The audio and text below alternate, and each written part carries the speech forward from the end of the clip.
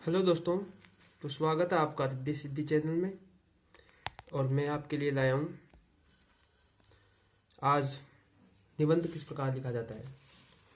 और आज का टॉपिक हमारा ये है कि निबंध किस प्रकार लिखा जाता है। और मैं गारंटी 100 में से 100% आपको गारंटी दे के कह सकता हूँ कि आपको निबंध याद हो जाएगा आज। और आपको कॉपी या पेन हाथ में लेने की कोई भी आवश्यकता नहीं है। कॉपी पेन को दूर रख दो अगर आपके पास हो तो भी। और ये आज ये निबंध आज आपका पूरा पक्का नहीं हो तो कमेंट जरूर कमेंट करना, ठीक है। और 8 या 8 में से 8, जिस भी एग्जाम में 8 में से 8। और ये वीडियो 10वीं 12वीं या 8वीं के लिए, तीनों के लिए है, ठीक है। तो निबंध किस प्रकार लिखा जाता है। सबसे पहले हम निबंध में प्रस्तावना लिखते हैं, ठीक है। प्रस्तावना लिखा जाता है सबसे पहले। तो प्रस्तावना में क्या लिखा जाता है। प्रस्तावना में लिखा जाता है शुरुआत किस प्रकार होती है निबंध की शुरुआत, ठीक है। मैं लास्ट में आपको निबंध भी लिखा दूंगा भाई किस प्रकार लिखा जाता है, ठीक है।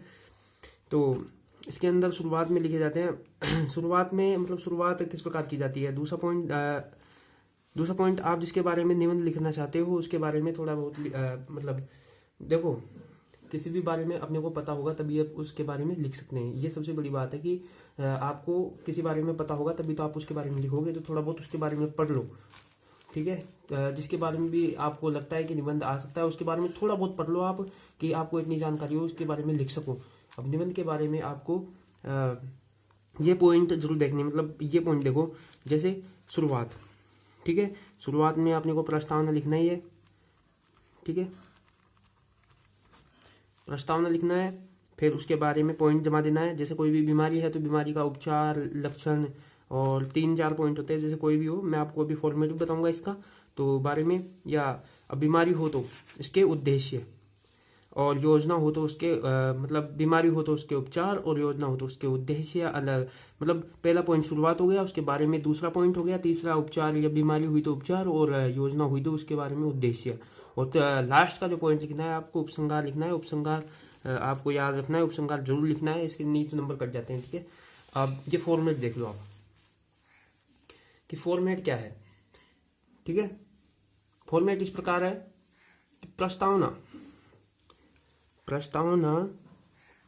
कोई भी बीमारी के बारे में लिख रहे हो, मेले के बारे में लिख रहे हो, या किसी भी प्रकार का आप निबंध लिख रहे हो तो उसकी शुरुआत, पहला पॉइंट होता है भाई शुरुआत, भाई इस सन में या इस प्रकार इसकी शुरुआत हुई, ठीक है। फिर दूसरा पॉइंट जैसे कोई भी हो, ठीक है। अब बीमारी के लक्षण, भाई बीमारी है, मैंने बीमारी के बारे में आपको टॉपिक बताया है और बीमारी के बारे में पूरा मैं आपको बता भी दूंगा कि बीमारी के लक्षण। तो आपको उसके बारे में लिख देना है कि भाई क्या क्या लक्षण है बीमारी के। भाई जैसे बुखार, खांसी, जुकाम, कोरोना के लक्षण है, ठीक है। और अब तीसरा पॉइंट बीमारी के उपचार। उपचार किस प्रकार, जैसे बीमारी है और उसके क्या क्या उपचार हैं। तो ये कौन कौन से उपचार, भाई उसके उपचार क्या क्या हैं, ठीक है। तो ये आपको लिखना है। और ठीक मतलब चौथा पॉइंट, लास्ट का पॉइंट मैंने पहले बता दिया आपको, उपसंहार है। उपसंहार में बीमारी से कैसे बचा जा सकता है, ठीक है। बीमारी से कैसे बचा जा सकता है और सरकार के कदम क्या होने चाहिए। इस प्रकार तो आपको ये 4 पॉइंट बस आपको लिखने हैं, 1 या 2 3 और ये 4 पॉइंट बस आपका निबंध क्लियर। और निबंध में 8 में से 8 आपको लेने से कोई नहीं रोक सकता, ये मेरी गारंटी है, ठीक है।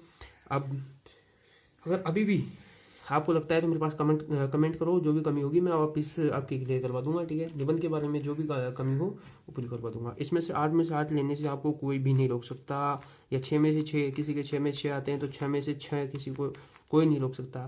तो अब बताओ समझ में आया या नहीं आया। और कमेंट जरूर करें कि समझ में आया या नहीं आया। आपने देख लिया है तो कमेंट तो करें ही कि समझ में आया, तभी तो मैं आगे मेरे को भी पता लगे कि मैं जो समझा रहा हूँ वो समझ में आ भी रहा है या नहीं आ रहा, ठीक है। सब्सक्राइब जरूर कर लें इसी प्रकार की, और लाइक जरूर करें, ठीक है। धन्यवाद।